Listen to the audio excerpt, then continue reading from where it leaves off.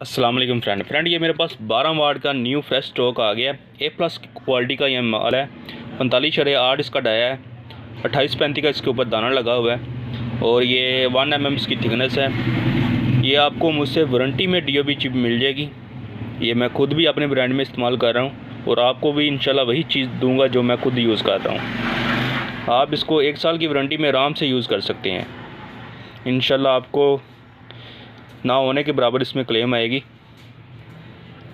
तो ये मेरे पास स्टॉक अवेलेबल है, जिस भाई को चाहिए वो रब्ता कर सकता है। माशाल्लाह क्वांटिटी में माल भरा हुआ है, तो जिस भाई को चाहिए वो रब्ता कर सकता है। इसमें आपको 18 वाट भी मिल जाएगी। ये 18 वाट है, ये भी आपको मुझसे वारंटी में मिल जाएगी। 1 mm इसकी थिकनेस है, डबल कैपेसिटर में 28-35 का दाना लगा हुआ है इसमें।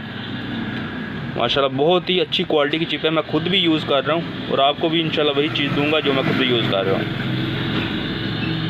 ये देख लो, इसमें IC भी ज़रा अच्छी क्वालिटी के लगे हुए हैं। ये आप देख सकते हैं, कैमरे में आपको शायद नज़र आ रहा हो।